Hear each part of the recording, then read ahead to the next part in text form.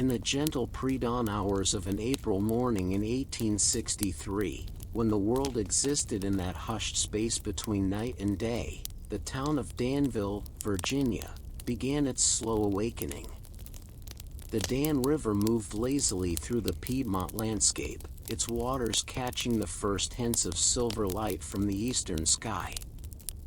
Along its banks, the morning mist rose like ghostly curtains, draping themselves across the newly budding dogwood trees and the fresh green tobacco fields that stretched beyond the town's borders. Thomas Whitmore stirred in his narrow bed at Mrs. Henderson's boarding house on Main Street, 3 blocks from the Richmond and Danville Railroad depot. The familiar sounds of early morning filtered through his window, the distant crow of a rooster, the clip-clop of a milk wagon's horse on cobblestones, and always, the faint but persistent heartbeat of the railroad that had become the lifeblood of this Confederate town. Thomas had been a conductor on the Richmond and Danville Railroad for 7 years now, though the last 2 years of war had transformed his work in ways he could never have imagined when he first donned the brass-button uniform. At 43 years of age, with graying temples and hands marked by countless hours of honest labor, he had adapted to the changing demands of his profession with the quiet resilience that characterized so many railroad men of his generation. The floorboards creaked softly as he rose from bed, his feet finding the familiar grooves in the pine flooring.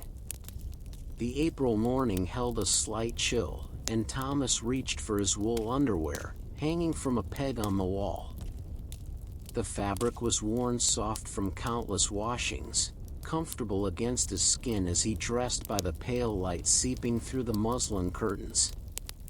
His conductor's uniform hung pressed and ready on the wardrobe door, the dark blue wool coat with its double row of brass buttons, the matching vest, and the pressed trousers with their subtle stripe down the side.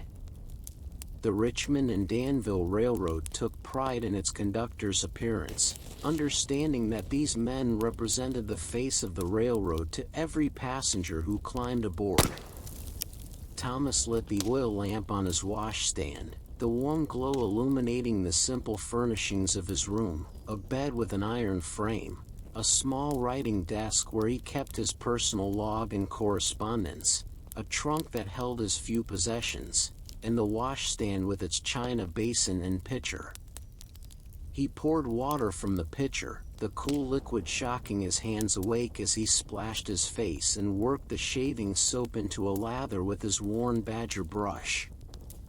The straight razor moved across his jaw with practiced precision, each stroke measured and careful. This morning ritual had become a meditation of sorts, a quiet moment of preparation before the demands of the day began. Through the thin walls, he could hear other boarders beginning their morning routines. Mr. Patterson, the telegraph operator, coughing as he always did upon waking, and the soft footsteps of Miss Clara, the schoolteacher who occupied the room at the end of the hall. As Thomas buttoned his vest, his fingers found the weight of his conductor's watch in the pocket, a silver Hamilton Railway watch that kept time to the second, essential for maintaining the precise schedules that kept the railroad running safely. The watch had cost him nearly 2 months' wages when he'd purchased it in 1858, but it had proven invaluable. In peacetime, accurate timekeeping meant efficiency and profit. In wartime, it could mean the difference between life and death. He attached the watch chain to his vest buttonhole, the small railroad charm catching the lamplight. His wages as a conductor, $35 per month in Confederate currency, were modest but steady, though the war's inflation had reduced their purchasing power considerably. Still, it was honest work, essential work, and Thomas took pride in every aspect of his profession. Downstairs, Mrs. Henderson had already begun preparing breakfast. The aroma of biscuits baking and bacon frying drifted up the stairwell, mixing with the ever-present smell of coal smoke from the morning fires being lit throughout the town. Thomas made his way down, each stair creaking its familiar note, creating a descending scale that he'd memorized over his 3 years of residence. The dining room was simple but clean, with a long table covered in oilcloth and set with mismatched china that Mrs. Henderson had collected over the years. Several other boarders had already gathered. Mr. Patterson was there, reading yesterday's newspaper by the window light, and young Samuel Morrison, who worked as a brakeman on the railroad, sat nursing a cup of coffee with the 1,000-yard stare of someone who'd worked the night freight run. "Morning, Mr. Whitmore," Mrs. Henderson called from the kitchen doorway, her gray hair pinned up and her apron already showing the morning's work. "Biscuits are almost ready. Coffee's hot." Thomas nodded his thanks and poured himself a cup from the pot on the sideboard. The coffee was weak, real coffee beans were scarce now, and Mrs. Henderson stretched what she had with chicory and roasted corn. But it was hot and bitter and served its purpose of bringing full wakefulness to tired minds. "Here you've got the morning passenger run to Richmond," Samuel said, looking up from his cup. "Track conditions holding up?" "Well enough," Thomas replied, taking a seat at the table. "Though that section near Meharon needs watching. The spring rains have made the roadbed soft in places." This was the language of railroad men, discussions of track conditions, equipment status, and scheduling that might seem mundane to outsiders but represented the vital circulation system of the Confederacy's war effort. The Richmond and Danville Railroad had become crucial for moving troops and supplies, transforming what had once been a commercial line into a military artery. Mrs. Henderson emerged with a platter of biscuits and a bowl of gravy, setting them on the table with practiced efficiency. The biscuits were smaller than they'd been before the war, and the gravy thinner, but the warmth and comfort they provided remained unchanged. Thomas ate steadily but without hurry, aware that he needed the sustenance for the long day ahead but also mindful of his schedule. Through the dining room window, he could see the sun beginning to paint the sky in shades of rose and gold. The town was coming alive now, shop owners raising their shutters, women heading to market with baskets on their arms, and always the steady stream of people and wagons moving toward the depot. After breakfast, Thomas returned to his room to complete his preparations. He packed his conductor's bag, a worn leather satchel that contained his ticket punch, his book of regulations, spare forms for passenger manifests, a small oil can for lubricating his punch when it stuck, and his lunch pail with the cold biscuits and piece of salt pork that Mrs. Henderson had wrapped in brown paper.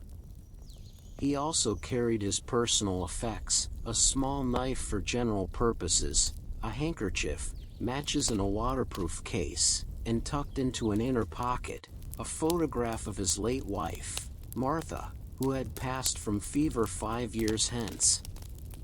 Her absence was a quiet ache that had softened with time but never fully departed, like the phantom pain from an old injury that reminded you of its presence on cold mornings.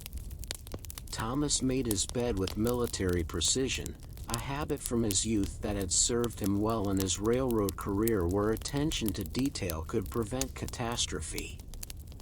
He extinguished the oil lamp, took one last look around the room to ensure all was in order, and headed out into the morning. The walk to the depot was a pleasant 15 minutes through Danville's awakening streets. The town had grown considerably since the railroad's arrival, with new businesses sprouting up along the commercial district and fine houses being built on the hillsides overlooking the river. But the war had left its mark too. Many shops had limited goods, some buildings showed neglect as their owners served in the army, and there was a general sense of holding one's breath, of waiting for news from the various fronts. Thomas passed the newspaper office where a small crowd had already gathered to read the bulletins posted in the window. He recognized several faces but didn't stop. He would hear any important news soon enough at the depot where information traveled faster than anywhere else in town. The morning air was crisp and clean, carrying the scent of blooming redbuds and the earthy smell of freshly turned soil from the victory gardens that had sprouted in every available space. A few early risers nodded their greetings as Thomas passed, his uniform marking him as a railroad man and thus deserving of respect in this railroad town. As he turned the corner onto Craghead Street, the depot came into view, and Thomas felt the familiar quickening of his pulse that came with the approach of another workday. The Richmond and Danville Depot was an impressive structure, a long, wooden building with a covered platform that stretched for nearly 200 feet.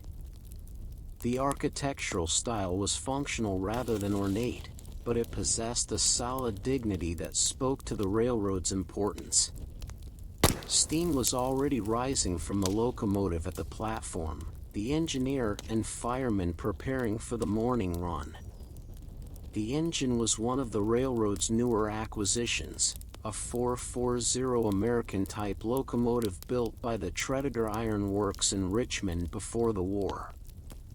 Its brass fittings gleamed in the morning sun, and the black paint on its boiler and tender was kept meticulously clean despite the constant assault of coal dust and weather.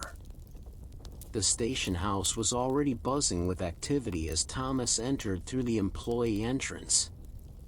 The familiar smells enveloped him immediately: coal smoke, machine oil, the musty scent of old wood, and the subtle but persistent aroma of tobacco that permeated everything in this tobacco country. The main waiting room was separated from the employee areas, but Thomas could hear the murmur of passengers already gathering for the morning departure. He made his way to the conductor's ready room, a small space behind the ticket office where the train crews prepared for their runs. The room contained a desk, several chairs, a coal stove that glowed warmly in the corner, and walls lined with schedules, regulations, and notices from the railroad company. A large map of the Richmond and Danville line dominated one wall, marked with pins and notes indicating track conditions, military restrictions, and temporary schedule changes. William Hartley, the night conductor who was finishing his shift, sat at the desk completing his reports. His face showed the exhaustion of a night's work, his uniform rumpled and his eyes red-rimmed from staying alert through the dark hours. "Morning, Tom," William said, looking up from his paperwork. "Quiet night, mostly.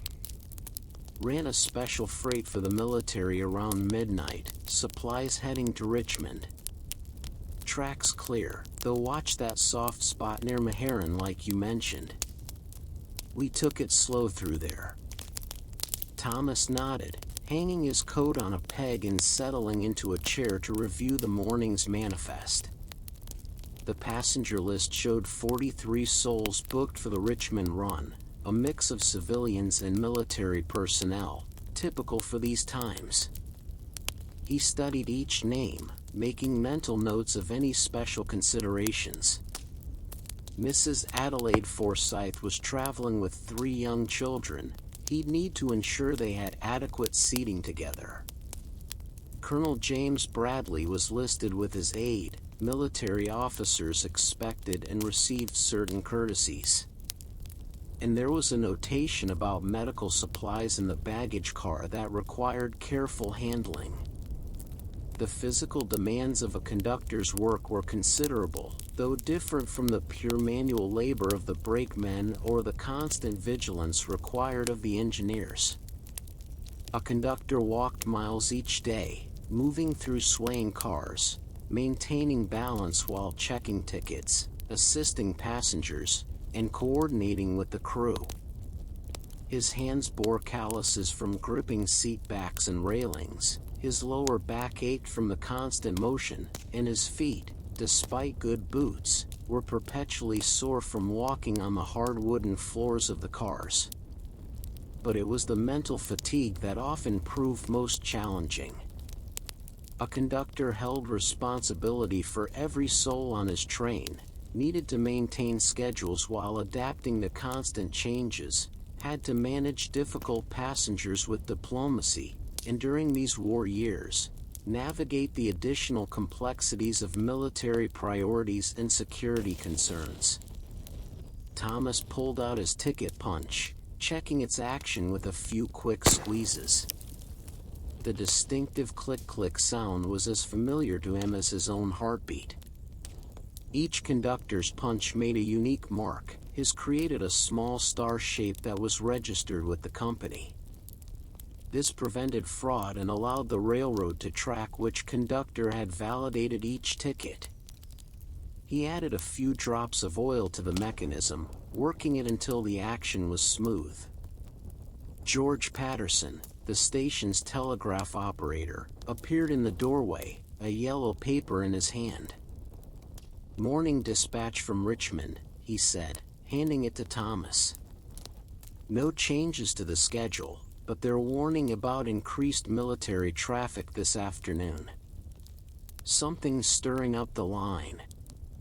Thomas read the dispatch carefully.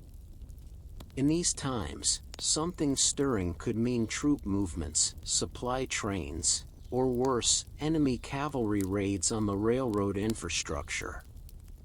The Confederate government had made the railroads a priority, understanding that they were the arteries that kept the war effort alive, but that also made them targets. He tucked the dispatch into his jacket pocket and began his pre-departure inspection routine. First came the passenger cars, 3 in total for this morning's run. Thomas walked through each one, checking that the seats were clean, the windows operated properly, and the oil lamps were filled and their wicks trimmed. The cars were showing their age and hard use, worn upholstery, scratched wood, windows that rattled in their frames, but they were serviceable. The heating stoves at each end of the cars needed checking too. In April, they might not be needed during the day, but the morning chill made them welcome for the early departure. Thomas ensured each stove had adequate coal and that the dampers were functioning properly. A runaway stove fire was one of a conductor's nightmares. He'd seen the aftermath of one such incident early in his career, and the memory of the charred wreckage still haunted him. In the baggage car, he met Samuel Morrison, who would be serving as one of the brakemen for this run. Together they checked the cargo manifest against the actual items loaded. The medical supplies were there, several crates marked with red crosses and fragile stenciled on their sides. There were also personal trunks, several mail bags, and a shipment of documents bound for the Confederate government offices in Richmond. "Everything's secured," Samuel reported, testing the ropes and chains that held the cargo in place. "Though that large trunk there gave us some trouble. Weighs as much as a full-grown hog." Thomas made a note in his log. Weight distribution in the cars was important for maintaining balance and preventing excessive wear on the rails. It was one of countless details that the public never saw but which contributed to safe operations. Returning to the platform, Thomas observed the passengers beginning to board. This was always a study in human nature, the excited children pressing their faces to windows, the weary soldiers heading back to their units, the anxious women clutching their tickets and watching their luggage being loaded, the businessmen impatient to be underway. He positioned himself at the center car's entrance, helping passengers navigate the steep steps. "Good morning, ma'am. Watch your step there. Let me help you with that bag, sir." "Welcome aboard the Richmond and Danville." Each greeting was delivered with professional courtesy, each assistance offered with practiced ease. Mrs. Forsyth appeared with her 3 children, 2 boys who couldn't have been more than 8 and 6, and a girl perhaps 4 years old. She looked overwhelmed, trying to manage the children while carrying a carpet bag and keeping track of their tickets. "Allow me to help, Mrs. Forsyth," Thomas said, taking her bag and lifting the youngest child up the steps. "I have seats reserved for you all together in the second car. The children will enjoy watching the countryside pass by." Her relief was palpable. "Thank you so much, Mr. Whitmore, ma'am. Conductor Whitmore. If you need anything during the journey, please don't hesitate to ask." This was part of what Thomas took pride in, not just moving passengers from one place to another, but providing a service that made their journey as comfortable as possible. In these troubled times, when so many were traveling for unhappy reasons, to visit wounded soldiers, to relocate after losing their homes, to answer the call of duty, a small kindness could mean more than the giver might realize. Colonel Bradley and his aide boarded with military precision, their uniforms crisp despite showing signs of field wear. Thomas recognized the insignia of the artillery corps and the dust on their boots that suggested recent travel by horseback. "Colonel," Thomas acknowledged with a respectful nod. "Your seats are in the first car, forward section." "Obliged, Conductor." "What's our expected arrival time in Richmond?" "Barring any delays, we should arrive at 2:30 this afternoon, sir." The colonel consulted his pocket watch, another railway-grade timepiece, Thomas noted with professional approval. "That should suffice. We have a meeting at headquarters at 4. As the passengers continued boarding, Thomas kept mental count while also observing for any potential problems. A man who'd had too much whiskey the night before and was still unsteady, he'd need watching. An elderly woman who would need assistance if they had to stop suddenly.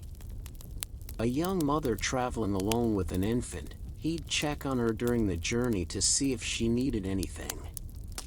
The engineer, Marcus Webb, leaned out of the locomotive's cab and caught Thomas's eye. Marcus was a veteran engineer, 15 years on the rails, with powerful forearms from working the controls and a face permanently darkened from coal dust despite daily scrubbing. He held up 5 fingers, 5 minutes until departure. Thomas pulled out his Hamilton watch, verifying the time against the station clock. Synchronization was crucial. Every railroad employee's watch was set to railroad time, which might differ from local sun time but ensured that all trains on the system operated on the same schedule. This prevented the deadly meetings that could occur when 2 trains expected to pass at a siding but arrived at different times. He made his final walk through the cars, ensuring all passengers were seated and their belongings stowed. The ritual phrases came automatically. "Tickets ready, please. We'll be departing in 3 minutes. Please remain seated until the train comes to a complete stop at stations." In the baggage car, he conferred briefly with Samuel and James Turnbull, the second brakeman. "Remember, easy on the brakes coming down the grade before Meharon. That section's soft, and we don't want to put too much stress on it." "Understood, Mr. Whitmore," James replied. He was young, maybe 19, but had good instincts for the work. Operating the brakes required not just strength but timing and feel, knowing when to apply pressure, how much to use, and how to coordinate with the other brakemen to bring the train to a smooth stop. Thomas returned to the platform for the final boarding call. All aboard for Richmond. Departing in 1 minute. All aboard. His voice carried across the platform, rising above the hiss of steam and the general commotion of the depot. A last few stragglers hurried to board, a merchant checking his watch anxiously, a young couple who'd been saying prolonged goodbyes, and a minister in a dusty black coat who moved with the unhurried pace of someone who believed the train would wait for him. With all passengers aboard, Thomas signaled to Marcus with a wave of his hand. The engineer responded with 2 short blasts of the whistle, the signal for departure. Thomas swung himself up onto the rear platform of the last car with practiced ease, his body automatically adjusting to the sudden lurch as the locomotive began to pull. The great drive wheels spun momentarily on the rails, seeking purchase, then caught hold. The train began to move, slowly at first, the couplings between cars clanking as they took up the slack. Through the windows, Thomas could see the people on the platform, some waving goodbye, others already turning away to their day's business.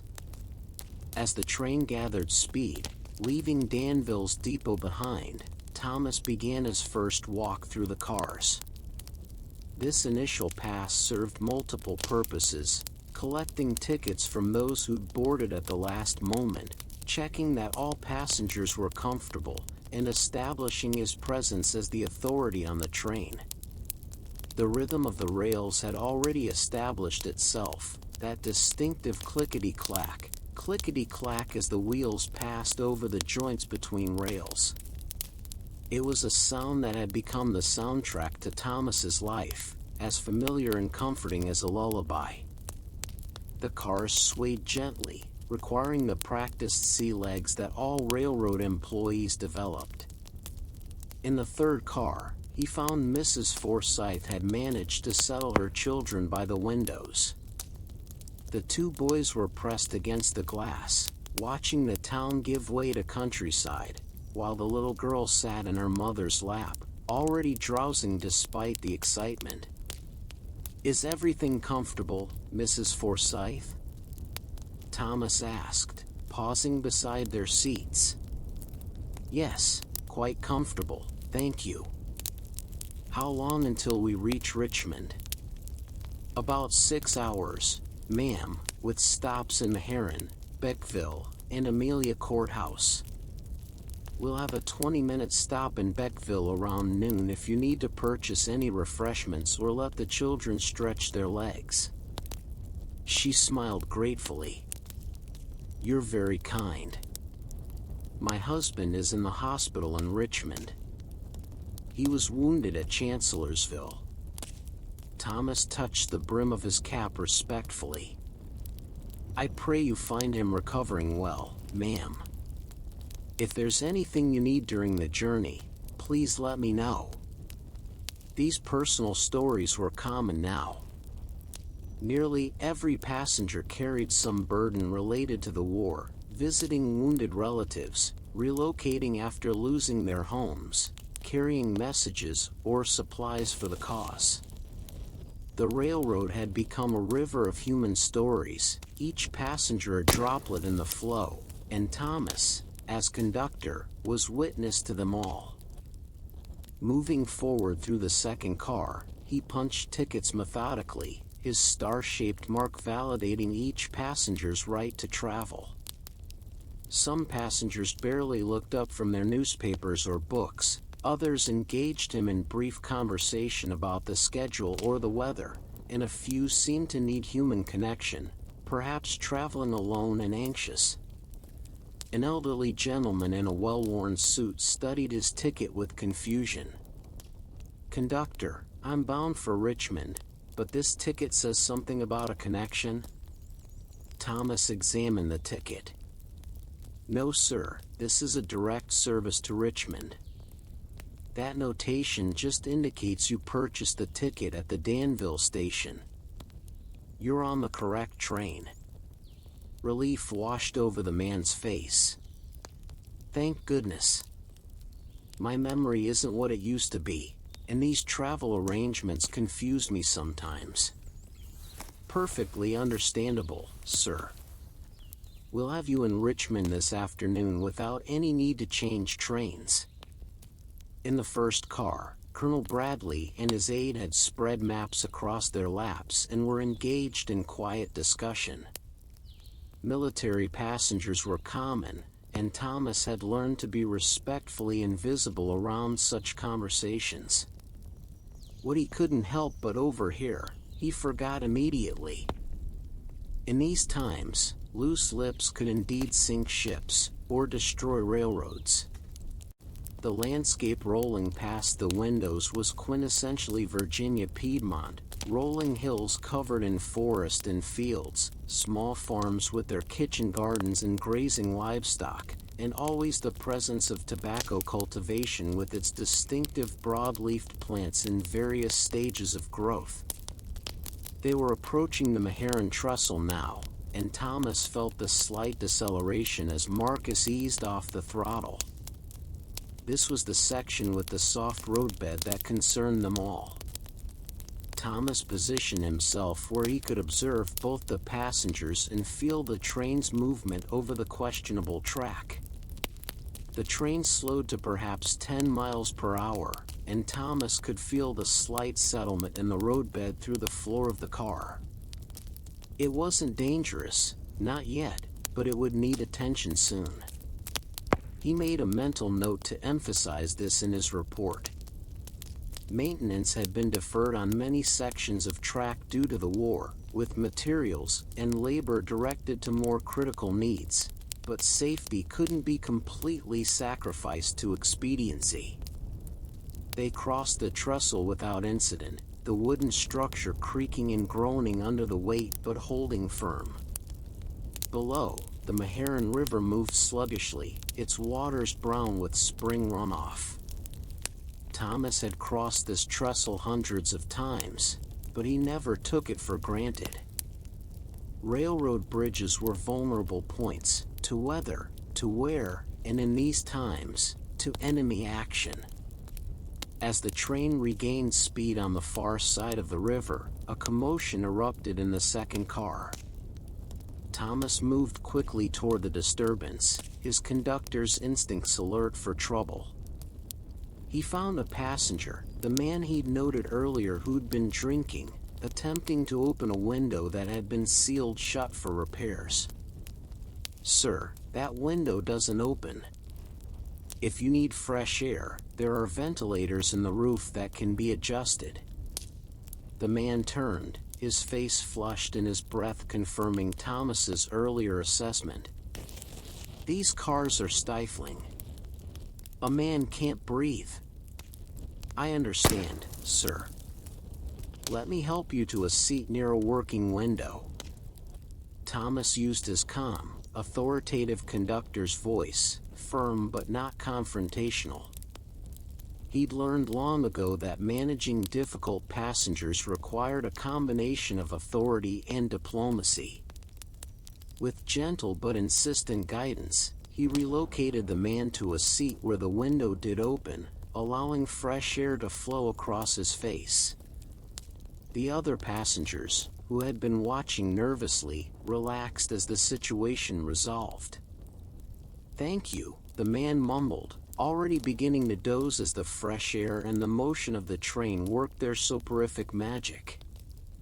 Thomas continued his rounds, checking tickets, answering questions, and maintaining the smooth operation of the service. In the baggage car, he found Samuel Morrison taking a brief rest, sitting on a crate and eating a piece of cornbread from his lunch pail. "All quiet?" Thomas asked.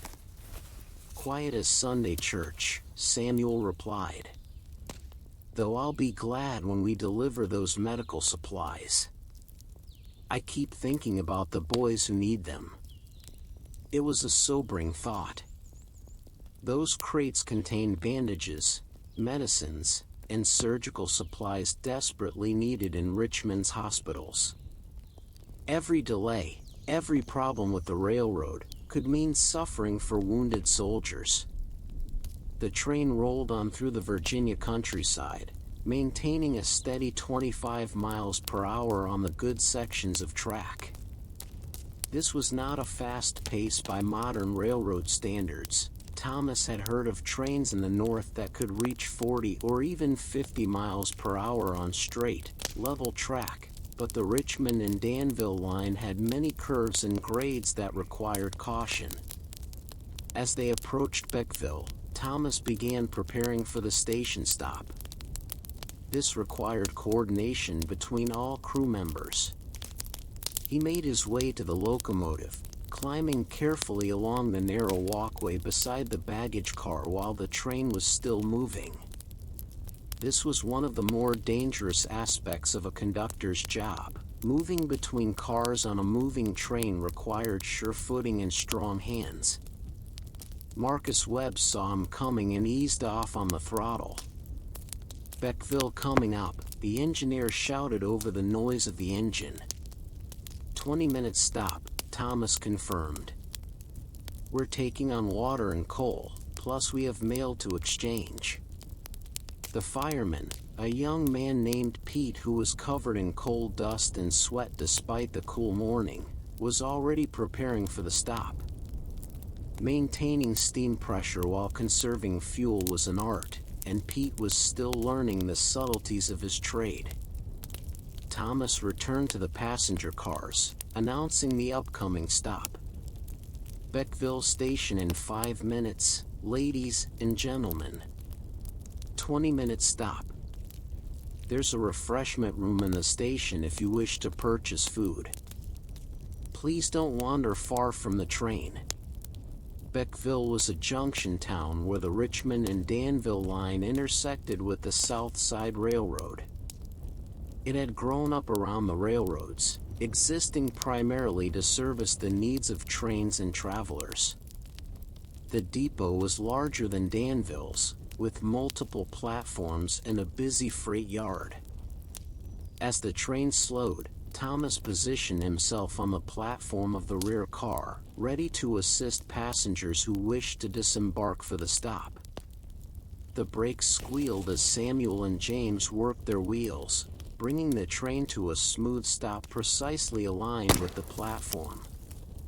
"Beckville. 20 minutes.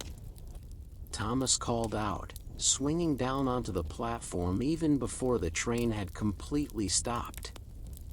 The station was busy with the controlled chaos typical of a junction. Passengers from another train were boarding on the adjacent platform, freight was being loaded onto a siding, and the usual crowd of vendors, porters, and onlookers filled the space. Mrs. Forsythe appeared at the car door with her children. "Mr. Whitmore, would it be safe to let the children walk about a bit?" "Certainly, ma'am. Just stay on the platform and keep them away from the edge. We'll blow the whistle 5 minutes before departure." He helped her down with the children, the boys immediately running a few steps before their mother's sharp call brought them back to her side. Other passengers disembarked as well, some heading for the refreshment room, others simply wanting to stretch their legs after 2 hours of confinement. Thomas had his own duties during the stop. He met with the Beckville station master to exchange manifests and receive any updates about track conditions ahead. There was also mail to be transferred, bags going north to Richmond and others coming off to be distributed through Beckville. The refreshment room was a simple affair, a counter serving sandwiches, hard-boiled eggs, pickles, and pie, with coffee that was mostly chicory and what passed for tea in these times of shortage. Thomas purchased a cup of the coffee, more for the warmth than the flavor, and stood on the platform observing his passengers and train. The locomotive had pulled forward to the water tower, where Marcus and Pete were refilling the tender. It took thousands of gallons of water to make the run to Richmond, and every stop included this vital replenishment. Coal was being loaded as well, though more carefully to conserve the supply. A uniformed Confederate officer approached Thomas, a major by his insignia. "Conductor, I need to speak with you privately." They stepped aside, away from the crowd. The major produced a sealed order from his coat. "I'm commandeering space in your baggage car for urgent military supplies. They're being loaded now." Thomas examined the order. It was legitimate, bearing the seal of the Confederate War Department. "Of course, Major. How much space do you need?" "4 crates, each about the size of a rifle case. They're to be given priority handling and delivered directly to the War Department upon arrival in Richmond." "Understood. I'll personally oversee their security." This was another aspect of wartime railroading, the constant intrusion of military priorities into civilian operations. Thomas didn't mind. He understood the necessity. But it added another layer of complexity to his responsibilities.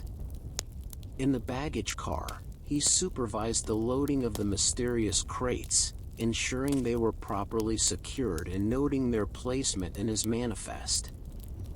Samuel Morrison raised an eyebrow questioningly, but Thomas shook his head slightly. Some things were better not discussed. The 20 minutes passed quickly. Thomas pulled out his Hamilton watch, checking it against the station clock. 2 minutes until departure. He began walking along the platform, calling out, "All aboard! Richmond train departing in 2 minutes." Passengers began returning to the cars, some carrying purchases from the refreshment room, others looking more tired than refreshed from their brief respite.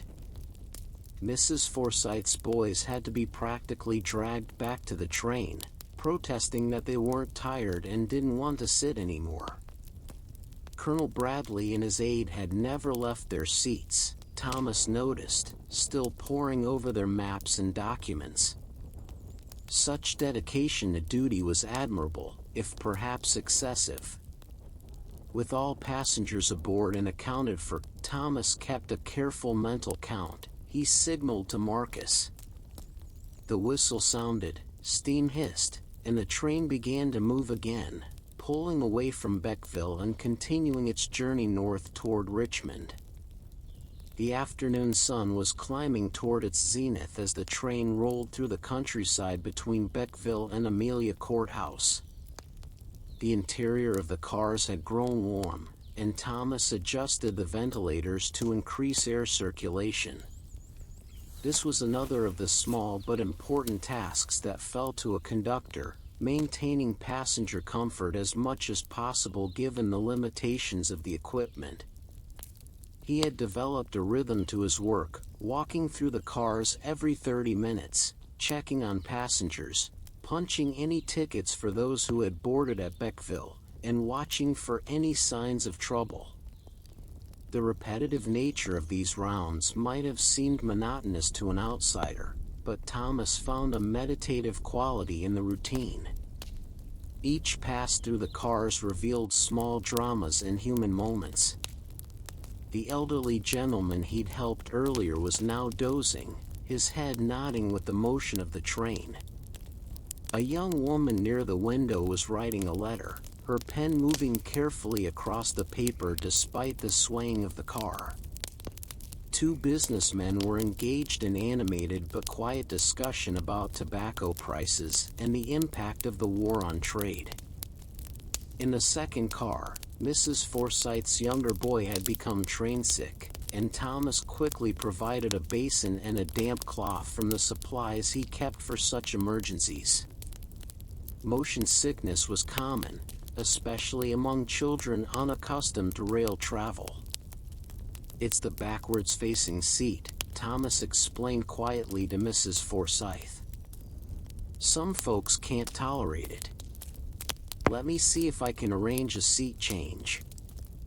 He found a forward-facing seat that a kind passenger was willing to exchange, and soon the boy was feeling better, his green pallor fading as he watched the landscape roll by in the proper direction. The train was climbing a moderate grade now, and Thomas could hear the locomotive working harder, the chuff-chuff of the exhaust coming faster and more forcefully. Marcus would be watching his steam pressure carefully, balancing the need for power against the conservation of water and fuel. This section of track ran through some of Virginia's most beautiful countryside, rolling hills covered in oak and pine forests, occasional clearings with small farms, and streams that sparkled in the afternoon sun. Despite the war, despite the changes it had brought, the land itself remained largely unchanged, following its ancient rhythms of season and growth. Thomas paused at a window himself for a moment, watching a hawk circle lazily above a meadow. These moments of natural beauty were important, he'd learned. They provided respite from the constant concerns of duty and the weight of wartime responsibilities. A disturbance in the first car drew his attention. Not trouble this time, but excitement. Several passengers were pressed against the windows on the eastern side of the train. Thomas made his way forward to investigate. "Cavalry," Colonel Bradley said, noting Thomas's approach. "Looks like the 4th Virginia, heading south." Indeed, a column of Confederate cavalry was riding parallel to the tracks, perhaps 200 men with their horses raising a cloud of dust that caught the afternoon sun like gold smoke. Some of the troopers waved at the train, and passengers waved back, a moment of connection between those traveling by rail and those traveling by hoof. The sight stirred mixed emotions in Thomas. Pride in these defenders of Virginia, certainly, but also concern for what their movement might mean. Cavalry movements often preceded larger military operations, and any major action could disrupt railroad operations for weeks. The train began to descend the grade on the far side of the hill, and Thomas felt the slight jerk as the brakemen began their work. This was delicate operation. Too much brake and the wheels would lock, potentially damaging both wheels and rails. Too little and the train would gain dangerous speed on the descent. He made his way to the front platform of the first car where he could observe the track ahead and feel the train's behavior more directly. The rails curved gently to follow the contour of the land, and Thomas could see perhaps a quarter-mile ahead. All appeared clear, the rails stretching like twin silver ribbons through the afternoon light. The physical toll of the work made itself felt as the afternoon wore on. Thomas's feet ached from the constant walking on hard floors, his lower back protested the continuous swaying motion, and his hands were stiff from gripping railings and seat backs for stability. At 43, he was no longer a young man, and the accumulated effects of years of railroad work were beginning to tell. But there was satisfaction too. Every safe mile traveled, every passenger delivered to their destination, every contribution to the war effort, these gave meaning to the discomfort. Thomas had never been a soldier, had never fired a shot in anger, but in his own way, he was serving his state and his cause. Amelia Courthouse came into view in the early afternoon, a small town that had grown modestly around its designation as the county seat. The depot here was simpler than Bickville's, just a single platform and a small station building, but it served its purpose as a water stop and passenger exchange point. The stop was brief, only 10 minutes, but Thomas used the time efficiently. A few passengers disembarked, including the drunk man from earlier who seemed to have sobered somewhat and mumbled an apology as he left. 3 new passengers boarded, including a woman in widow's weeds who moved with the careful dignity of fresh grief. Thomas helped her with her small valise, noting the black crepe on her bonnet and the mourning jewelry at her throat. She was perhaps 30, her face prematurely lined with sorrow. "Thank you, conductor," she said softly as he showed her to a seat. "My pleasure, ma'am. We'll have you in Richmond in about 2 hours." She nodded, settling into her seat with the practiced stillness of someone who had learned to carry their grief quietly. The final leg to Richmond always seemed both the longest and shortest part of the journey. Longest because fatigue was setting in for both crew and passengers, shortest because the familiar landmarks indicated they were nearing their destination. Thomas made another round through the cars, this time alerting passengers to begin gathering their belongings. "Richmond in approximately 90 minutes, ladies and gentlemen. Please begin preparing for arrival." In the baggage car, he checked once more on the special military crates. They remained secure, their contents still a mystery but their importance clear from the major's urgency. Samuel Morrison was preparing the other luggage for quick unloading upon arrival. "Been a smooth run," Samuel observed. "No breakdowns, no delays. That's becoming rare these days." It was true. The war had taken its toll on equipment and infrastructure. Locomotives that should have been retired limped along because replacements couldn't be manufactured. Rails that needed replacement were patched and repatched. Rolling stock that would have been refurbished in peacetime continued in service despite worn bearings and cracked frames. As they neared Richmond, the landscape began to change. The rural countryside gave way to more frequent farms, then small communities, and finally the outskirts of the Confederate capital. The signs of war became more evident too: earthworks and fortifications, military camps, and hospitals marked by their flags. The train began to slow as they entered the more congested area around Richmond. Other tracks converged here, and Thomas could see several trains on sidings, waiting their turn to enter the main depot. Military trains had priority, and civilian services like theirs often had to wait. But today they were fortunate. The signals were clear, and Marcus guided the train toward the Richmond depot without delay. The grand structure came into view, far larger than any depot on their line, with multiple platforms, a large train shed, and the constant activity of a major railroad hub. Thomas felt the familiar mixture of accomplishment and anticipation that came with completing a run. The job wasn't done until every passenger was safely disembarked and all cargo properly transferred, but the end was in sight.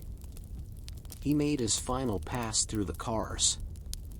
"Richmond. Prepare for arrival in Richmond." His voice carried the authority of 7 years of practice, cutting through conversations and rousing dozers. Mrs. Forsyth was gathering her children, trying to manage their excitement while controlling her own anxiety about what she would find at the hospital. Thomas paused to help her with her bags. "I hope you find good news, ma'am," he said sincerely. "Thank you, Mr. Whitmore. You've been so kind. I'll remember your courtesy." Colonel Bradley and his aide were already standing, ready to disembark the moment the train stopped. Military efficiency in all things, Thomas thought with slight amusement. The widow in mourning sat quietly, seeming in no hurry to face whatever awaited her in Richmond. Thomas made a mental note to assist her personally when the time came to disembark. The train entered the train shed, the sudden transition from bright sunlight to shadowed interior causing temporary blindness. The smell of coal smoke was intense here, trapped under the massive roof. The cacophony of sounds, whistles, bells, shouting voices, and mechanical clanging, was overwhelming after hours of just the train's own noises.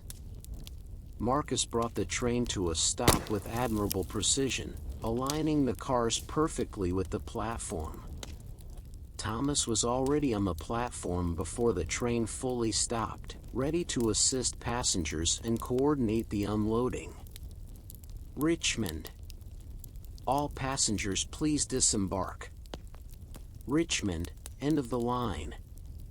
The Richmond Depot was a world unto itself, a massive complex that served as one of the main transportation hubs for the Confederacy. As passengers streamed off the train, Thomas positioned himself to assist those who needed help while keeping a careful count to ensure everyone had disembarked. The platform was crowded with people meeting arriving passengers, porters seeking work, and the general organized chaos of a major station. Thomas helped the widow down from the car, and she disappeared into the crowd without a backward glance, absorbed into Richmond's vast tapestry of war and loss. Colonel Bradley strode off with military purpose, his aides struggling to keep up while managing their papers and bags. Mrs. Forsyth, holding tightly to her children's hands, headed toward the street exit, presumably to find transportation to the hospital. With the passengers dispersed, Thomas turned his attention to the cargo. The military crates required special handling, and a detail of soldiers was already waiting to receive them. Thomas supervised the transfer, obtaining proper receipts for his records. Whatever those crates contained, they were now the Army's responsibility. The regular freight and mail were unloaded with practiced efficiency by the Richmond Depot's crew. Thomas checked each item against his manifest, accounting for every piece. In railroad work, paperwork was nearly as important as the physical operation of the trains. Lost cargo meant lost revenue and damaged reputation. His immediate duties complete, Thomas had a few hours before the return journey to Danville. The train would need to be serviced, taking on water and coal, the cars cleaned, and minor repairs attended to. Marcus and Pete would oversee the locomotive's needs, while Samuel and James would check the brake rigging and running gear. Thomas made his way to the railroad employees' room, a space set aside where train crews could rest between runs. It was a simple room with wooden benches, a table, and a stove where coffee, such as it was, kept warm. Several other conductors and railroad men were there, some sleeping on the benches, others engaged in quiet conversation. He poured himself a cup of the bitter brew and sat down to complete his reports. Every aspect of the journey needed to be documented: passenger count, ticket revenue, cargo manifests, track conditions, and any incidents of note. His handwriting, trained to be legible despite the motion of moving trains, filled the pages with neat rows of information. The soft spot in the roadbed near Meharon received special attention in his report. Such maintenance issues couldn't be ignored indefinitely, and it was part of a conductor's responsibility to serve as the eyes of the railroad, reporting problems before they became disasters. Through the window of the restroom, Thomas could see the broader activity of the depot. Military trains were loading and unloading, their cargo covered with canvas but their purpose clear. Hospital trains, marked with red crosses, sat on sidings, waiting to transport wounded from the Richmond hospitals to points south. The war was everywhere here, impossible to ignore or escape. A familiar face appeared in the doorway: Robert Mason, a conductor on the Virginia Central Railroad and an old friend from Thomas's early days in the business. "Tom Whitmore. Haven't seen you in months." "How's the Danville line treating you?" They shook hands warmly, and Robert joined him at the table. They exchanged the kind of shop talk that railroad men everywhere engaged in, discussions of equipment, personnel changes, and the endless challenges of maintaining service during wartime. "Lost 2 locomotives last month to Wheeler's cavalry," Robert said, shaking his head. "Burned them right on the tracks. Took us 3 weeks to clear the line and get service restored." Such stories were becoming distressingly common. The railroads, so vital to the war effort, had become primary targets for Union raids. Every conductor knew that any journey might be their last, not from accident but from enemy action. "How's the pay holding up?" Thomas asked. It was a delicate subject, but important among working men. "Still getting our 35 Confederate, but it doesn't buy what it used to. My landlady wants twice what she charged last year, and that's if you can find what you need to buy at all." Thomas nodded in understanding. His own savings, carefully accumulated over years of work, were worth less each month as Confederate currency depreciated. But there was nothing to be done about it except continue working and hope for better times. After an hour's rest, Thomas returned to his train to prepare for the return journey. The cars had been swept and the windows cleaned by the depot crew. Fresh water had been added to the drinking water reservoirs, and the lamp reservoirs had been refilled with oil. The return passenger manifest showed lighter booking, only 28 passengers heading south. This was typical. More people were traveling to Richmond than leaving it.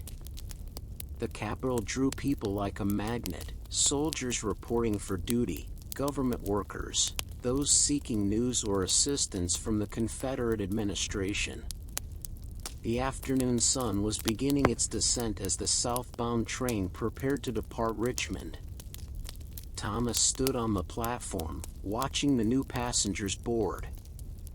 The crowd was different from the morning's travelers, fewer families, more soldiers returning to units stationed along the line, and several men who looked like government clerks or officials. Among the boarding passengers was someone Thomas recognized, Dr. William Harrison, Danville's most prominent physician, returning from what appeared to be a medical conference given the bag of medical journals he carried. "Good afternoon, Dr. Harrison," Thomas greeted him. "I trust your trip to Richmond was productive?" "Indeed, Conductor Whitmore. Learning about new surgical techniques, though Lord knows we're getting too much practice applying them." The doctor's face showed the exhaustion that marked all medical men in these times. Thomas helped him with his bag, noting how much heavier medical texts were than most passengers' reading material.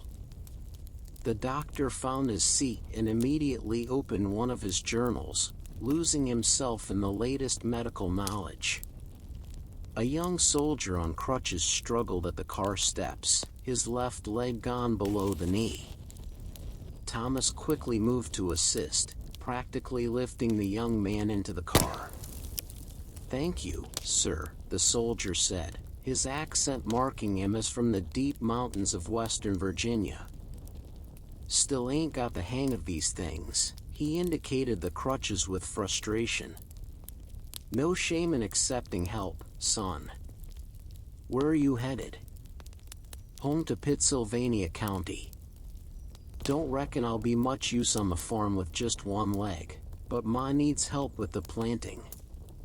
Thomas helped him to a seat with extra legroom and made a mental note to check on him during the journey. These wounded soldiers, returning to uncertain futures, were becoming an increasingly common sight on the trains. The departure from Richmond was always more complex than from smaller stations, requiring careful coordination with the depot's dispatch system to ensure safe spacing between trains. Thomas received the clearance from the station master and relayed it to Marcus, who had the steam up and ready. As they pulled out of the depot into the late afternoon sun, Thomas began his familiar routine of checking tickets and ensuring passenger comfort. The rhythm of the southbound journey was subtly different from the northbound, the afternoon light changing the appearance of the familiar landscape, the passengers generally quieter after their business in Richmond. The train rolled through Richmond's defensive perimeter, past the earthworks and artillery positions that protected the capital. Soldiers manning these positions barely looked up as the train passed. They had seen too many trains to take notice of another. As they entered the open countryside, Thomas noticed a passenger in the second car who seemed nervous, constantly checking his watch and looking out the window. The man was well dressed but sweating despite the comfortable temperature. Thomas's conductor instincts, honed by years of reading passengers, suggested something was amiss. He approached the man casually. "Good afternoon, sir. Ticket, please?" The man fumbled in his pockets before producing a crumpled ticket.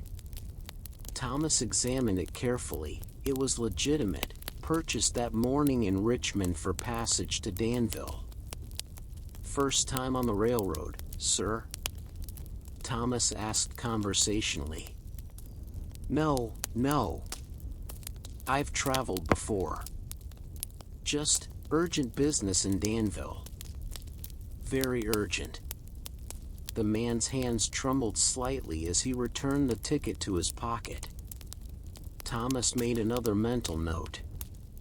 It might be nothing. Many people had urgent, stressful business these days. But conductors learn to trust their instincts about passengers, and something about this man warranted watching. The sun was setting as they approached Amelia Courthouse for the brief stop. The golden light of late afternoon painted the landscape in warm tones, and the temperature began to drop toward evening coolness. Thomas lit the lamps in each car, the warm glow of oil light replacing the fading daylight. At Amelia, only 2 passengers disembarked, and none boarded.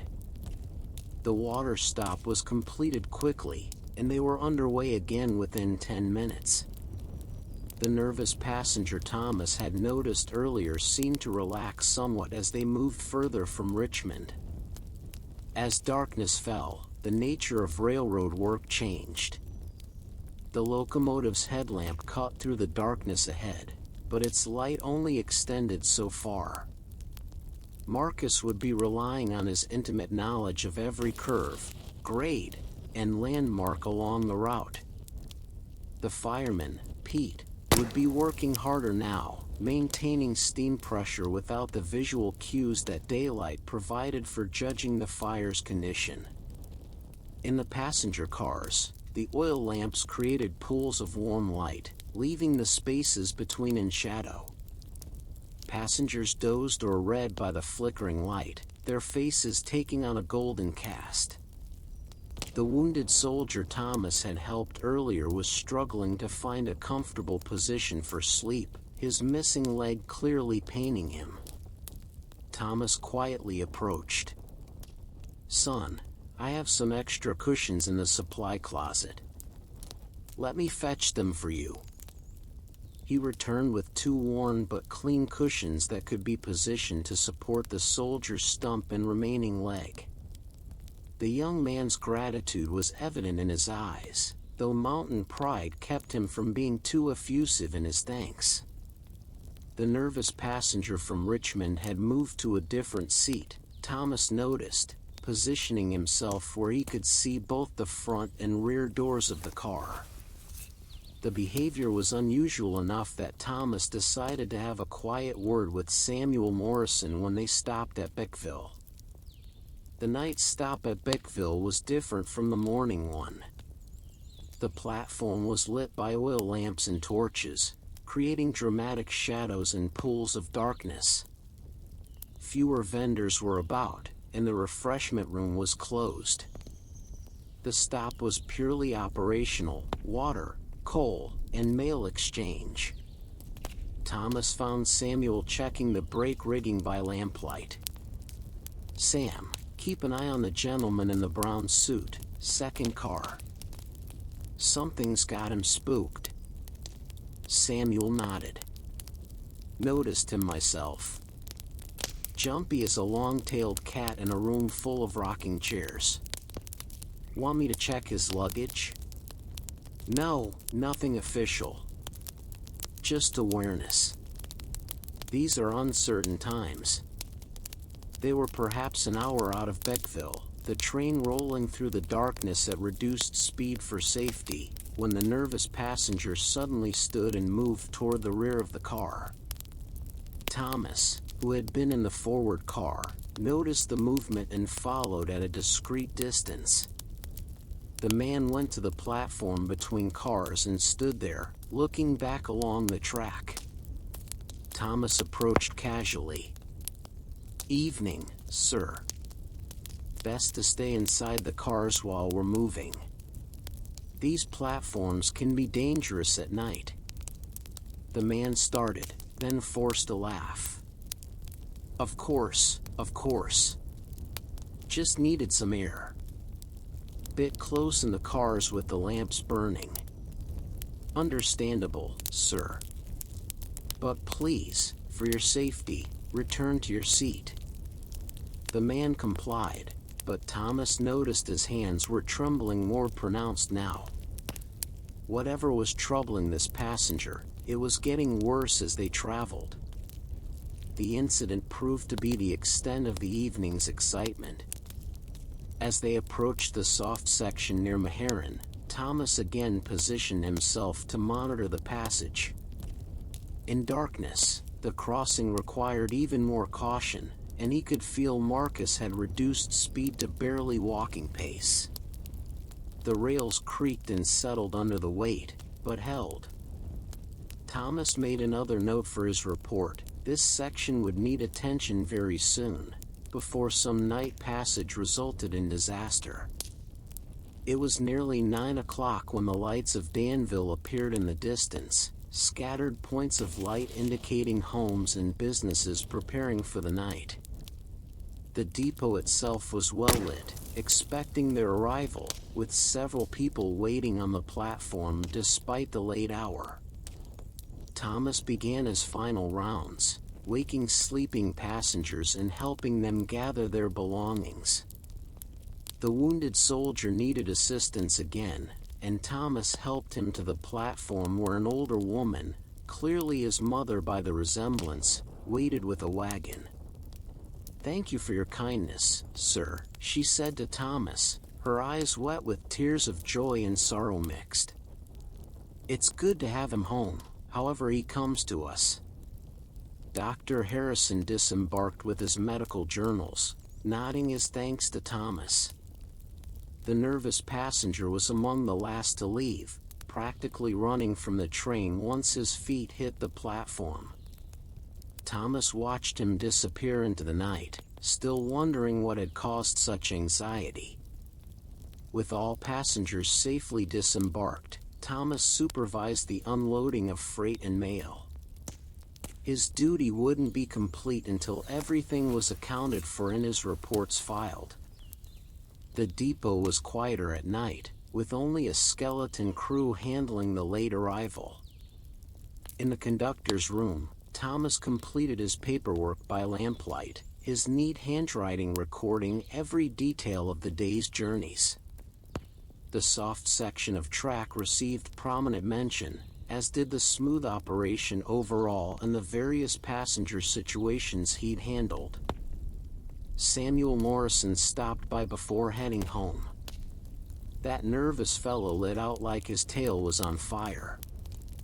Never did figure what had him so spooked. Some mysteries were not meant to solve, Sam. Get some rest. We've got the early freight run tomorrow. Don't remind me. These old bones need more than 6 hours rest between runs. After Samuel left, Thomas sat alone in the quiet depot, finishing his reports. The day had been typical in many ways: the routine of schedules and tickets, the constant vigilance required for safety, the small human dramas playing out in the cars. But it had also been unique, as every day was, with its own particular challenges and successes. His pocket watch showed nearly 10:30 when he finally closed his logbook and prepared to leave. The 12-hour day had taken its toll. His feet ached, his back was stiff, and exhaustion weighted his limbs.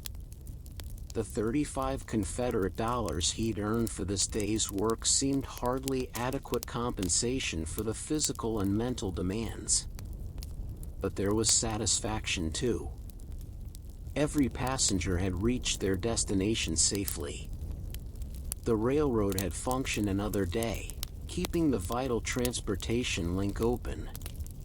In a small way, Thomas had contributed to something larger than himself. The walk back to Mrs. Henderson's boarding house was quiet, his footsteps echoing on the empty streets. Most of Danville was asleep, though lights still burned in some windows. Perhaps others unable to sleep, worried about loved ones far away, or simply working late as the war demanded ever more from everyone. Back in his room at the boarding house, Thomas followed his evening routine with the same methodical care he brought to his railroad duties. He hung his uniform carefully, brushing off the day's accumulation of dust and soot. His boots, worn but well maintained, were placed precisely beside the wardrobe. The wash basin held cool water, and Thomas washed his face and hands, the simple act washing away not just the grime but some of the day's tension. In the mirror above the washstand, his face looked older than his 43 years, lines etched by sun and worry, eyes that had seen too much change in too short a time. He sat on his bed and pulled out his personal journal, different from his official logbook. Here he recorded not the operational details of railroad work but his thoughts and observations about the changing world around him. By candlelight, he wrote, April 15, 1863, another day on the rails completed safely. The passenger traffic continues heavy to Richmond, mostly those with business related to the war. Saw another trainload of wounded heading south, boys who should be plowing fields or courting sweethearts, not learning to walk on crutches. The railroad continues to deteriorate despite our best efforts. That section near Meharon won't last much longer without proper repair, but materials and labor are all directed to military needs. We make do with what we have, patching and praying. Met Robert Mason in Richmond. He speaks of raids on the Virginia Central, locomotives burned and tracks torn up. How long before such destruction visits the Richmond and Danville? We are too important a link to remain unmolested indefinitely. Wages continue to buy less each month. Mrs. Henderson hints at raising the board again, and who can blame her? Everything costs more when it can be found at all. My savings of 10 years might not buy what 2 years' savings would have purchased before the war. Yet the work continues.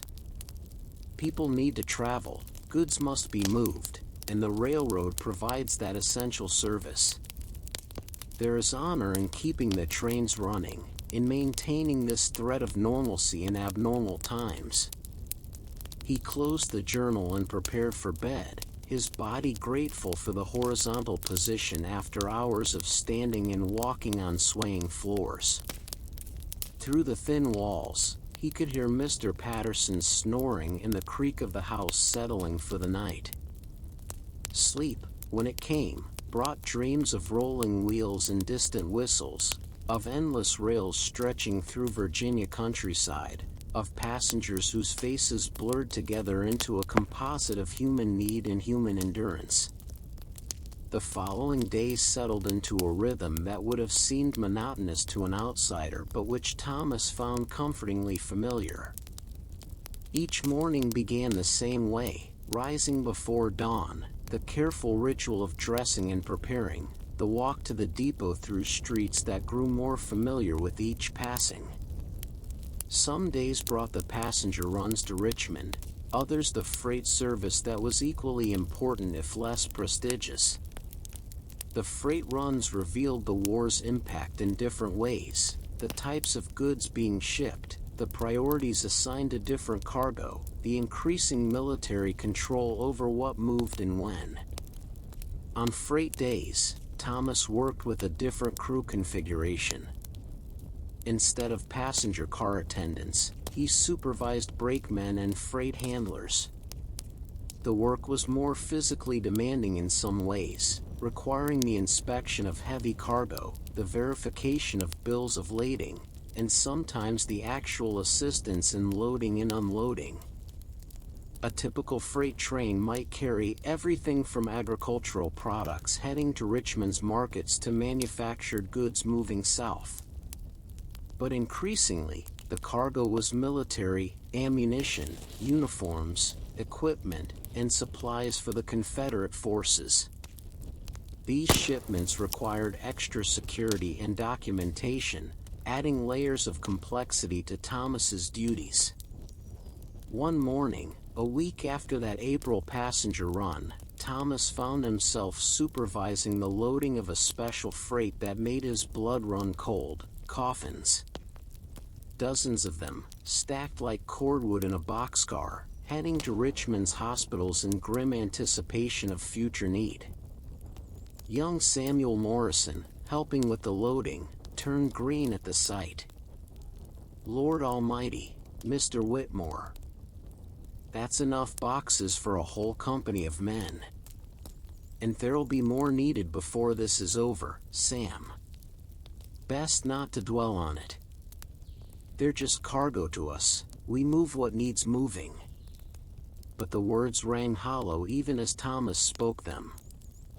These weren't just cargo, they were the rectangular periods that would punctuate too many life sentences, the final containers for boys who'd never see another Virginia spring.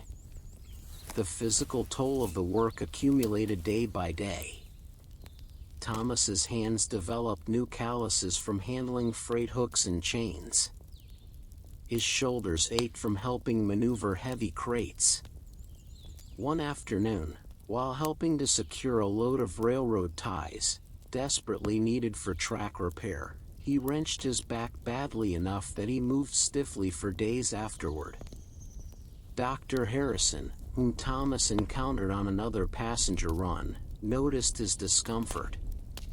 "You're not a young man anymore, Conductor Whitmore. This work will break you down if you're not careful." "What choice do I have, Doctor? The work needs doing, and there are fewer of us to do it every month." It was true. The railroad was losing men to the army, to injury, to the simple exhaustion of wartime labor. Training new men took time they didn't have, and experience couldn't be quickly replaced. As spring advanced toward summer, changes came to the Richmond and Danville Railroad that reflected the Confederacy's increasingly desperate situation. Military control over operations tightened, with Army officers making decisions that had once been the purview of railroad management. Thomas arrived at the depot one morning in early May to find new posted orders. All passenger service was suspended for the next 3 days to allow exclusive military use of the line. Troops were being moved from the Carolinas to reinforce Richmond's defenses, and every locomotive and car was pressed into service. For 3 days, Thomas worked 18-hour shifts, supervising the loading and movement of regiment after regiment. The soldiers were young, many seemed barely old enough to shave, and their equipment showed the wear of hard campaigning. They packed into freight cars meant for cargo, sitting on the floor or standing when there was no room to sit. One young soldier, looking frightened despite his attempt at bravado, asked Thomas, "How long to Richmond, sir?" "6 hours, son, if all goes well." "Reckon we'll get there before the Yankees?" Thomas had no answer for that. The news from the various fronts was increasingly grim, though officially the Confederate government maintained an optimistic tone. But railroad men heard things, saw things, that told a different story. The troop trains ran day and night, and Thomas caught what sleep he could in the depot's break room, using mail sacks as a makeshift bed. His uniform grew grimy with coal dust and sweat, but there was no time for the niceties of appearance. The railroad was fighting its own battle, trying to move men and material faster than the enemy could advance. On the second night of the troop movements, an incident occurred that would stay with Thomas for the rest of his days. A young soldier, no more than 16 by appearance, had climbed onto the roof of a moving car, perhaps seeking air in the overcrowded conditions. When the train passed under a low bridge near Bickville, there wasn't enough clearance. Thomas was in the car when it happened, heard the terrible thud and the immediate cries of alarm.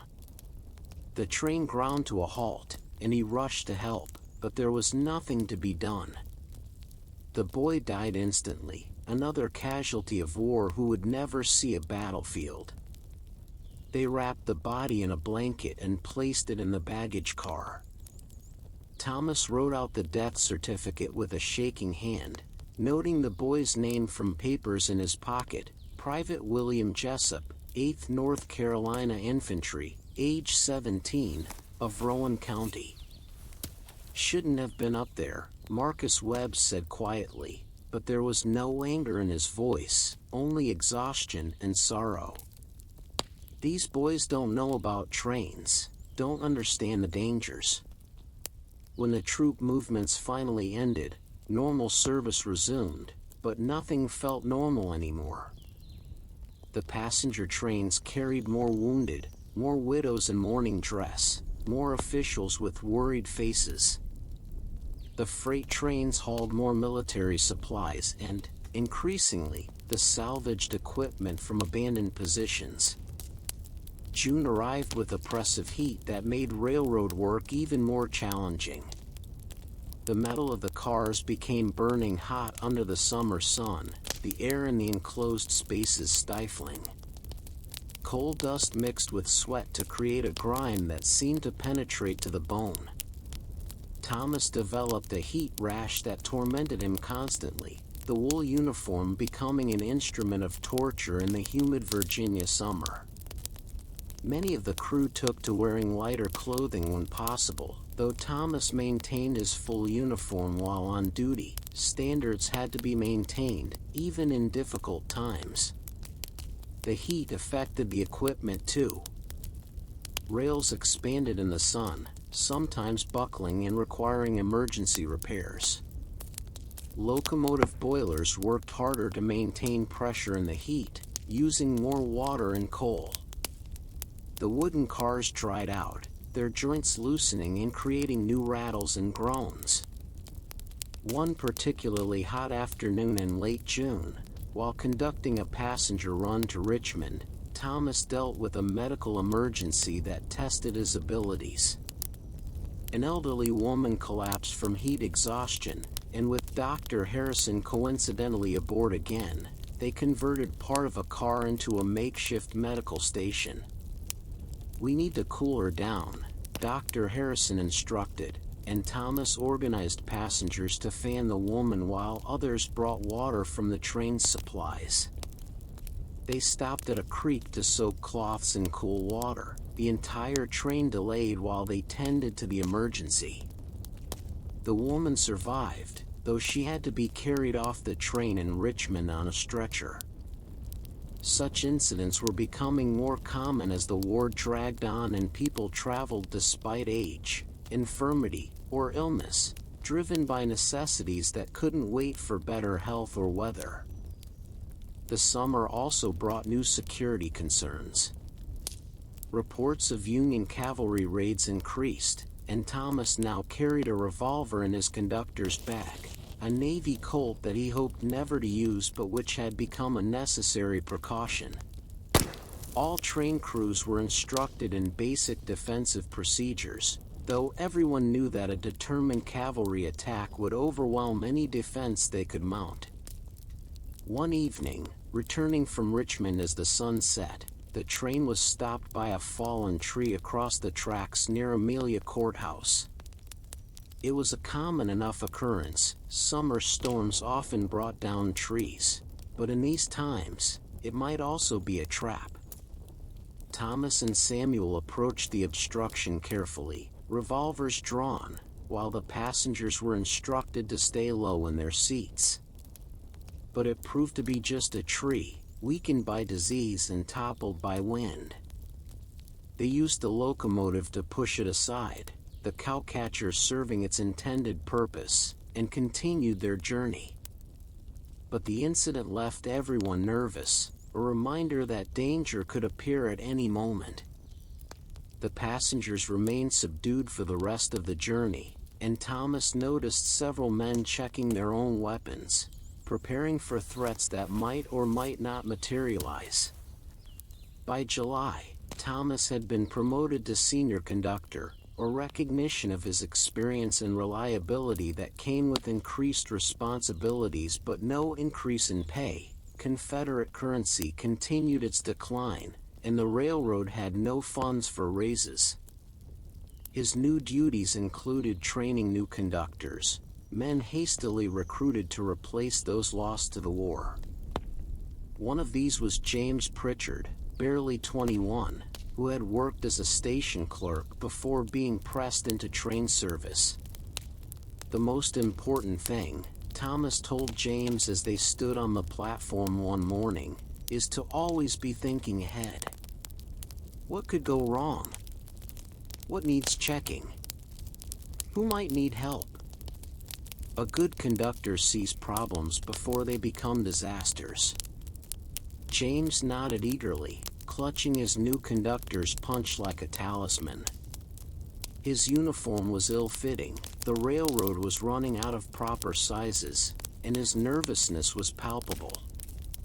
"But sir," James asked, "how do you remember everything? The schedules, the procedures, all the faces and names?" "Repetition, son. Do something enough times and it becomes second nature.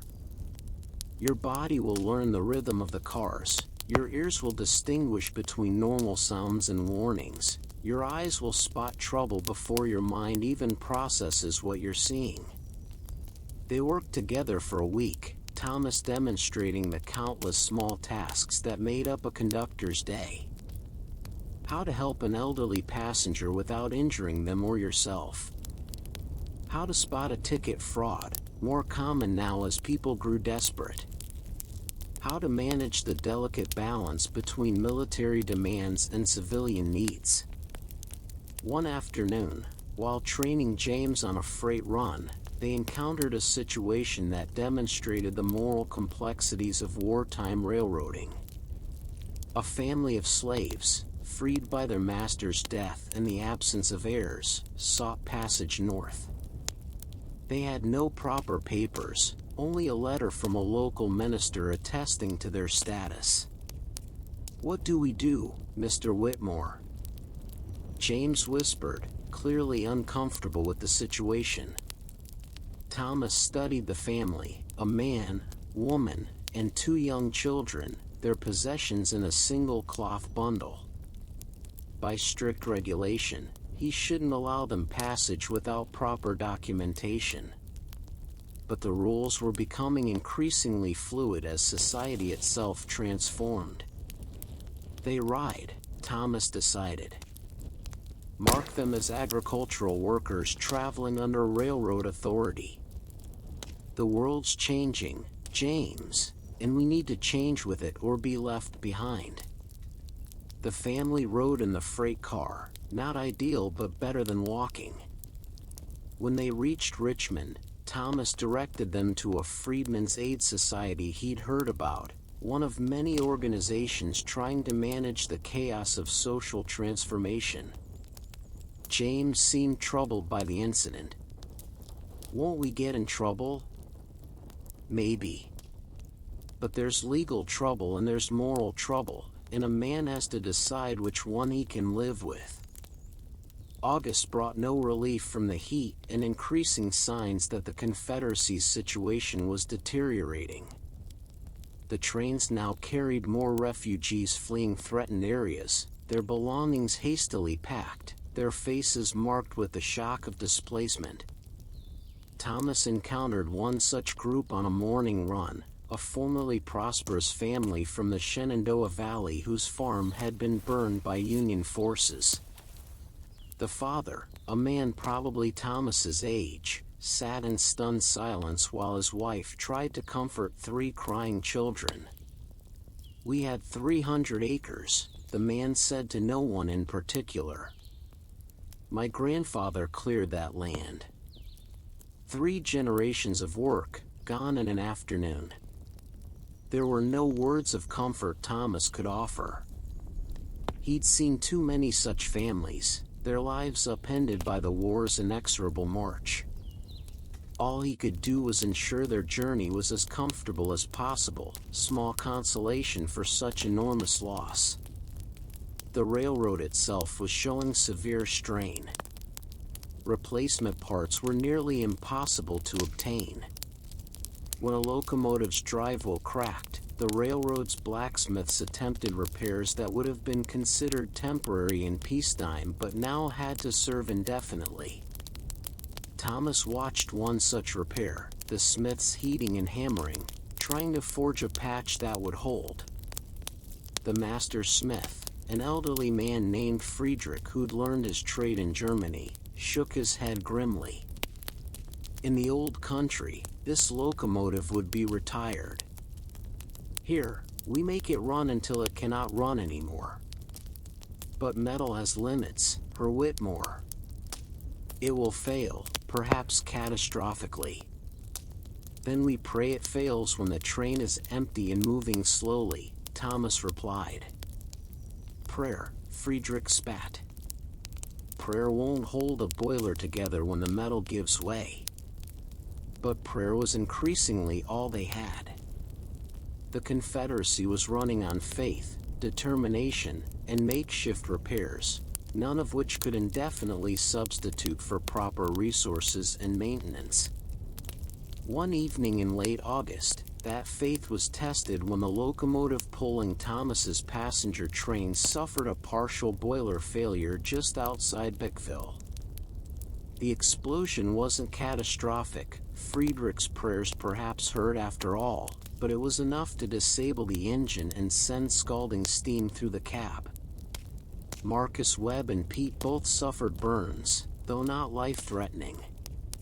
Thomas took charge of the emergency, organizing passengers to help move the injured men to a passenger car where Dr. Harrison, seemingly always present when needed, treated their injuries with the limited supplies available. They waited 6 hours for a relief engine, the passengers growing restless in the heat. Thomas walked through the cars continuously, maintaining calm through his presence and professional demeanor, even as his own anxiety grew. Stranded trains were vulnerable trains, and Union cavalry had been reported operating in the area. But no attack came, and eventually, an ancient locomotive arrived from Beckville to tow them in. The passengers disembarked with relief, and Thomas supervised the transfer of the injured engine men to medical care. You handled that well, Dr. Harrison told him as they watched Marcus being carried to a wagon. Leadership isn't about preventing problems, it's about managing them when they occur. I just did what needed doing, Doctor. That's what leadership is. Mr. Whitmore. Doing what needs doing when others are too frightened or confused to act. September came with welcome coolness, the first hints of fall touching the Virginia hills with gold and scarlet. The change of seasons brought some relief from the summer's physical discomfort, but it also marked another year of war with no end in sight. Thomas stood on the platform one crisp morning, watching the sun rise over the Dan River, when Samuel Morrison joined him. Sam had aged visibly over the past months, the physical demands of brakeman work taking their toll. "Beautiful morning," Sam observed. "That it is. Makes you wonder how the world can be so beautiful and so terrible at the same time." Thomas had no answer for that philosophical question. He'd stopped trying to reconcile the war's horrors with the continuing beauty of the natural world. They simply coexisted, parallel truths that didn't need reconciliation. The morning's passenger manifest showed only 15 travelers, the lowest number Thomas had seen for a regular run. People were traveling less as the economic situation worsened and the military situation grew more uncertain. Among the passengers was a face Thomas hadn't expected to see again, the widow in mourning dress from months earlier. But now her mourning attire was gone, replaced by a simple gray dress, and she seemed somehow lighter, as if grief's weight had partially lifted. She recognized him and offered a small smile. "Conductor Whitmore. I didn't expect to see you again." "Ma'am. I hope your travels have been easier since last we met." "Time helps," she said simply. "Time and purpose. I'm working now, at the Danville Hospital. The wounded need care more than I need to dwell on my losses." It was a common story, women thrust into new roles by necessity, finding strength they didn't know they possessed. The war was transforming Southern society in ways that would have been unthinkable before Fort Sumter. The journey to Richmond that day was marked by mechanical difficulties. The locomotive, one of the older engines pressed back into service, struggled on the grades, requiring longer stops for water and coal. The cars, battered by constant use, creaked and groaned more than usual. At one point, a coupling pin worked loose, and Thomas had to stop the train for emergency repairs. He and Samuel worked together to secure the connection, their hands cold in the autumn air, grease and rust staining their clothes. "This equipment won't last another winter," Samuel muttered. "We're held together with wire and hope." "Then wire and hope will have to suffice," Thomas replied, though privately he shared Sam's pessimism. The railroad was dying by degrees, each day bringing new failures that couldn't be properly repaired. October arrived with news that sent ripples of concern through the railroad community. Several major rail lines in Tennessee and Georgia had been cut by Union forces, isolating large sections of the Confederacy. The Richmond and Danville line, as one of the few remaining major routes, would now bear even more traffic. Thomas attended a meeting of railroad employees where the superintendent, Mr. Charles Pemberton, addressed the gathered workers. Pemberton looked haggard, aged beyond his 50 years by the weight of maintaining operations under impossible conditions. "Gentlemen, I won't sugarcoat our situation. We're being asked to do more with less, to maintain schedules with failing equipment, to ensure safety with inadequate resources. I can't promise you it will get easier. I can only ask for your continued dedication." The men listened in somber silence. They all knew the reality. The railroad was essential to the Confederacy's survival, and they were essential to the railroad. There was no choice but to continue, regardless of the difficulties.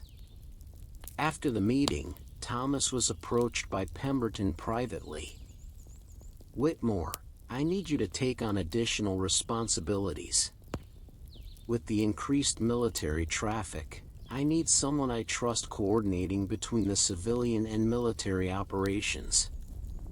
"Sir, I'm just a conductor." "You're a senior conductor with 7 years' experience and the respect of the men. That's what I need." The position comes with a title, Chief Operating Conductor, but no additional pay. "I'm sorry about that." Thomas accepted, knowing he had little choice in feeling, perhaps, a touch of pride at the recognition. The new role meant longer hours, more paperwork, and greater stress, but also the opportunity to influence operations more broadly. His first challenge came immediately. A military hospital train needed to run on the same schedule as the regular passenger service, and both claimed priority. Thomas worked out a compromise, combining the services where possible, with wounded soldiers riding in converted passenger cars while civilians occupied the remaining space. It wasn't ideal. The wounded men's groans disturbed the civilian passengers, and the smell of wounds and medicine permeated the cars, but it worked. Thomas personally supervised these combined runs, ensuring both groups received appropriate attention. On one such run, he encountered a young soldier who'd lost both legs at the Battle of Bristoe Station. The boy, for he couldn't have been more than 17, lay on a stretcher, staring at the ceiling with empty eyes. "Can I get you anything, son?" Thomas asked gently. The soldier turned his head slightly. "Can you make me whole again, conductor? Can you give me back my legs so I can walk behind a plow come spring?" "I can't do that.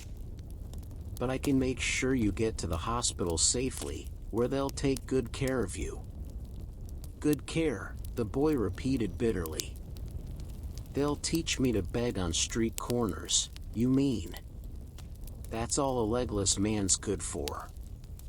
Thomas wanted to offer comfort, to say something meaningful, but what comfort could he offer to a boy whose life had been irrevocably shattered?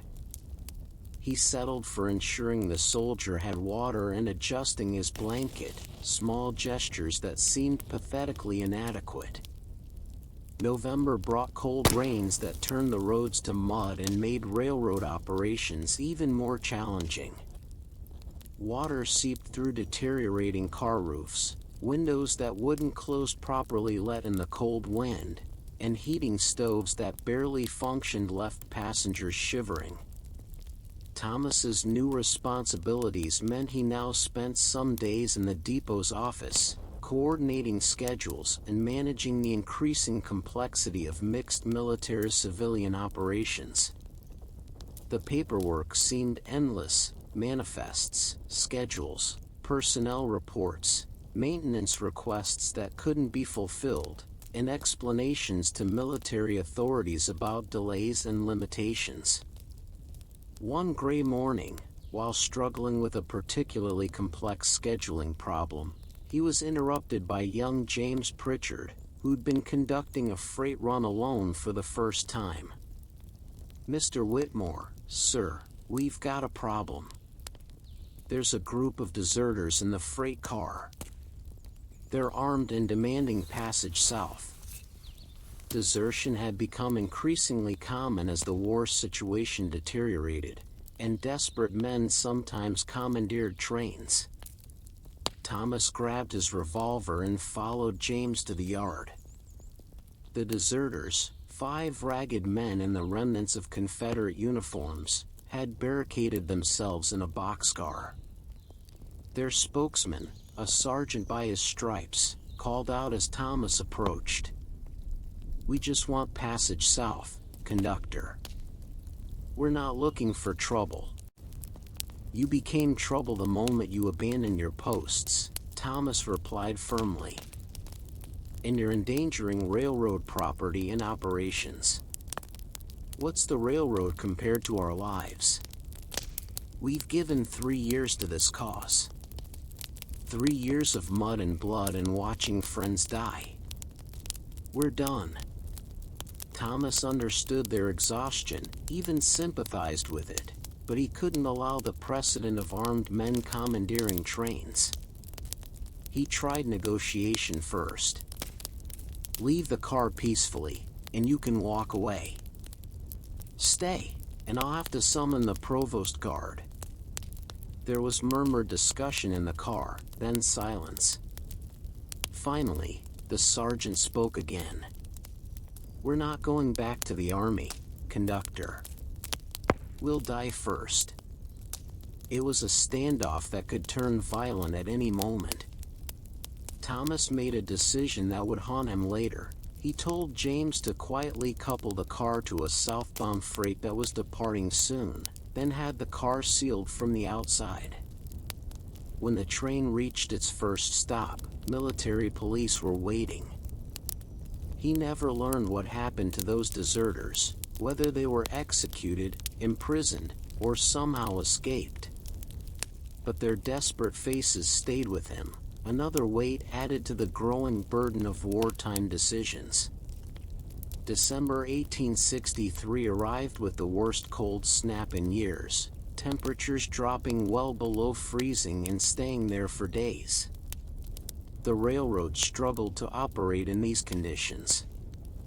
Water in the locomotive tenders froze, requiring crews to break ice before they could replenish the boilers. Switch points froze in position, causing delays and dangerous conditions. The rails themselves became brittle in the cold, with two breaking completely under the weight of heavy freight trains. Thomas now wore multiple layers under his uniform, but the cold still penetrated, especially during the long hours on drafty platforms or in inadequately heated cars. His hands, despite thick gloves, were constantly numb, making the fine motor control needed for handling tickets and paperwork difficult. 2 days before Christmas, he was conducting a special passenger run carrying families to Richmond for the holidays, one of the few concessions to normalcy the railroad still attempted. The cars were crowded with women and children, many traveling to visit soldiers who'd received rare Christmas furloughs. Among the passengers was Mrs. Henderson, his landlady, traveling to see her son who was stationed with the Richmond defenses. She'd packed a basket of what special foods she'd managed to save, a small ham, preserves, and a cake made with precious sugar. "It's probably the last Christmas we'll all be together," she confided to Thomas. "The way this war's going." She didn't finish the sentence, but Thomas understood. Everyone now spoke in terms of last Christmas, last harvest, last chance. The Confederacy was dying, and everyone knew it, even if they couldn't speak it aloud. The train made slow progress through the frozen landscape. Ice on the rails required frequent sanding, and the locomotive struggled to maintain steam pressure in the bitter cold. What should have been a 6-hour journey stretched to nearly 9. As they finally approached Richmond, snow began falling, heavy flakes that quickly covered the landscape in white. It was beautiful, Thomas had to admit, even as it complicated operations. The snow would make track inspection difficult, hide potential problems, and create new dangers. But for the moment, as families reunited on the Richmond platform, as children exclaimed over the snow, as soldiers embraced wives and mothers they hadn't seen in months or years, the war seemed briefly distant. Thomas stood on the platform, watching these reunions, feeling both part of and separate from the joy. He had no family waiting, no one to share Christmas with except his fellow railroad workers. Martha had been gone 5 years now, and they'd never had children. His life was the railroad, and the railroad was dying. On a cold morning in late December, Thomas Whitmore stood on the Danville depot platform, preparing for what he somehow knew would be one of his last runs as a wartime conductor. The news from all fronts was grim: Sherman marching through Georgia, Grant tightening his grip on Petersburg, the Confederacy's resources exhausted. The morning passenger list showed only 8 names, the smallest number he'd ever carried. Among them was Dr. Harrison, looking older and wearier than ever. "Still making your rounds, Doctor?" Thomas asked. "Until I can't anymore, Mr. Whitmore." "And you?" "Still keeping the trains running?" "Until they stop running, Doctor." "Until they stop." As the train pulled out of Danville that morning, Thomas stood on the rear platform, watching the town recede into the distance. The sun was just rising, painting the frost-covered landscape in shades of gold and pink. Despite everything, the war, the suffering, the deterioration of everything he'd known, it was still beautiful. He thought about his years on the railroad, the thousands of passengers he'd served, the countless miles of track he'd traveled. He'd been a small part of something larger, a cog in the great machine of transportation that had helped build the South and was now helping it die with what dignity remained. The train rolled on through the Virginia countryside, its whistle echoing across the frozen hills, carrying its small cargo of humanity toward whatever future awaited them. Thomas moved through the cars, performing his duties as he always had, with professionalism, courtesy, and attention to detail. His pocket watch showed 8 o'clock as they crossed the Meharon River. The soft section of roadbed had finally been repaired, he noted with satisfaction. At least something had been fixed, even as so much else fell apart. By the time they reached Richmond that afternoon, snow was falling again, heavier now, covering the city in a blanket of white that hid some of its scars. Thomas helped his few passengers disembark, then stood alone on the platform, watching the snow fall on the silent train. He didn't know it then, but the Richmond and Danville Railroad would continue operating for only a few more months before the war's end brought a different kind of change. Thomas would continue his work until April 1865, when the evacuation of Richmond would see the railroad's finest hour, carrying the Confederate government and archives to safety even as the cause was lost. But on that December afternoon, standing in the falling snow, Thomas Whitmore was simply a railroad conductor, doing his job as he'd done it for 7 years, adapting daily to the challenges of war while maintaining the standards of service that gave meaning to his work. He pulled out his Hamilton watch one more time, checking it against the depot clock. Still synchronized, still accurate to the second. In a world where so much had proven temporary and fragile, there was comfort in that precision. The snow continued to fall as Thomas made his way to the crew room to complete his reports. Tomorrow there would be another run, another set of passengers to serve, another day of keeping the trains running against all odds. It was his job, his duty, and his honor. And in the gentle falling of the snow, in the quiet of the depot at day's end, there was a peace that transcended the war's turmoil. Thomas Whitmore, conductor on the Richmond and Danville Railroad, had adapted to his times as best he could, serving his passengers and his railroad with quiet dignity through one of history's most turbulent periods. As he wrote his final log entry of the day, his neat handwriting recording the successful completion of another journey, he couldn't know what the future held. But he knew that tomorrow he would rise before dawn, put on his uniform with its brass buttons, and once again call out, "All aboard!" Because that's what conductors did. They kept the trains running, carrying people and their hopes through good times and bad, adapting daily to whatever challenges arose. The lamp burned low as Thomas finished his paperwork. Outside, the snow had stopped, and stars appeared between the clouds. Somewhere in the distance, a train whistle sounded, another service continuing despite everything, another crew doing their duty, another thread in the vast web of railroads that connected the South. Thomas closed his logbook, put on his coat, and headed back to his boarding house through the quiet streets of Richmond. His day's work was done, but tomorrow would bring new challenges, new adaptations, new opportunities to serve.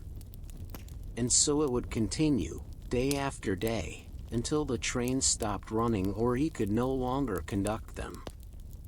It was a simple life in complicated times, but it was his life, and he would live it with the same careful attention to duty that he brought to every aspect of his work.